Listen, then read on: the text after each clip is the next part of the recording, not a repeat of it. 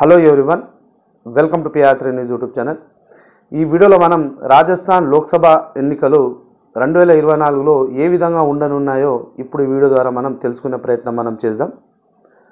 అయితే ఇంతకంటే ముందే నేను ఆల్రెడీ కర్ణాటక, అదేవిధంగా వెస్ట్ బెంగాల్, అదేవిధంగా ఛత్తీస్గఢ్, అదేవిధంగా యూపీకి సంబంధించినటువంటి లోక్సభ ఫలితాలు ఏ విధంగా ఉండనున్నాయి అనే టాపిక్స్ గురించి నేను ఆల్రెడీ వీడియోస్ అనేవి చేయడం జరిగింది. మీరు ఒకవేళ చూడనట్లయితే ఆ వీడియోలను కూడా చూడండి. అయితే రాజస్థాన్లో మనం చూసుకున్నట్లయితే 25 లోక్సభ సీట్లు, అంటే ఎంపీ స్థానాలు 25 ఉన్నాయి. అదేవిధంగా ఎమ్మెల్యే స్థానాలు వచ్చేసి 200 అనేవి రాజస్థాన్ రాష్ట్రంలో ఉంది. అయితే ఇప్పుడు 2024 లోక్సభ ఎన్నికల గురించి కాకుండా ఒకసారి మనం 2019లో ఏం జరిగిందో చూద్దాం. 2019లో జరిగినటువంటి లోక్సభ ఎన్నికల్లో రాజస్థాన్లో 25 సీట్లకు గాను బీజేపీ 24 సీట్లను గెలుచుకుంది. డైరెక్ట్గా 24 సీట్లను గెలుచుకుంది. ఒకే ఒక స్థానంలో అక్కడ రాష్ట్రీయ లోక్ తాంత్రిక్ పార్టీ అనేది ఆర్ఎల్పీ పార్టీ ఒక స్థానాన్ని గెలుచుకుంది. కాంగ్రెస్ పార్టీకి అక్కడ ఎటువంటి స్థానం కూడా లభించలేదు. ఇది 2019. అయితే రీసెంట్గా తెలంగాణ రాష్ట్రంతో పాటుగా రాజస్థాన్లో కూడా ఎన్నికలు అనేవి జరిగినాయి. అయితే 2023 మొన్న జరిగినటువంటి అసెంబ్లీ ఎన్నికల్లో రాజస్థాన్లో ఈ 200 స్థానాలకు గాను బీజేపీకి 115 స్థానాలు అనేవి వచ్చాయి. 115 స్థానాలు అనేవి బీజేపీ గెలుచుకుంది. అండ్ కాంగ్రెస్ పార్టీ 69 స్థానాలతోటి సరిపెట్టుకోవడం జరిగింది.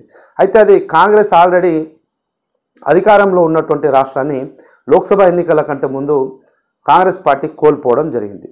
ఇప్పుడు జరగనున్నటువంటి లోక్సభ ఎన్నికల్లో ఏ విధంగా ఉంటుందో ఒక అంచనా అనేది మనం వేద్దాం. అయితే కొన్ని జాతీయ స్థాయి న్యూస్ ఛానళ్ళు కానీ వాళ్ళ యొక్క సర్వే అభిప్రాయాల ప్రకారంగా మనం చూసుకున్నట్లయితే బీజేపీ పార్టీకి ఈసారి దాదాపుగా 22 నుండి 25 స్థానాల వరకు, అంటే క్లీన్ స్వీప్ దిశగా బీజేపీ వెళ్ళేటటువంటి అవకాశాలు ఉన్నాయని చెప్తున్నారు.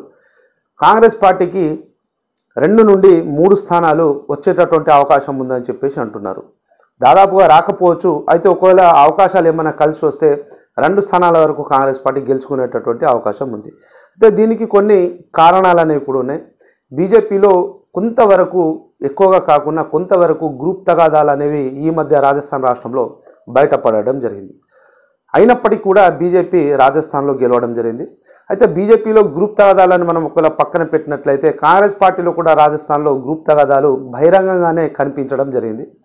మాజీ ముఖ్యమంత్రి గారికి, అదేవిధంగా అక్కడ ఉండేటటువంటి కాంగ్రెస్ యువనేత సచిన్ పైలట్ గారికి కూడా విభేదాలు అనేవి చాలాసార్లు మనం మీడియాలో చూసే ఉంటాం. సో ఏదేమైనప్పటికీ కూడా మనం ఇప్పుడు లోక్సభ ఎన్నికలు అక్కడ ఫలితాలు ఏ విధంగా ఉండే అవకాశం ఉందంటే బీజేపీ పార్టీకి 22 నుండి 25, అదేవిధంగా కాంగ్రెస్ పార్టీకి 2 స్థానాలు వచ్చేటటువంటి అవకాశాలు ఉన్నాయని చెప్పేసి అయితే జాతీయ మీడియా ద్వారా, అదేవిధంగా సర్వేల ద్వారా మనకైతే అందుతున్నటువంటి సమాచారం.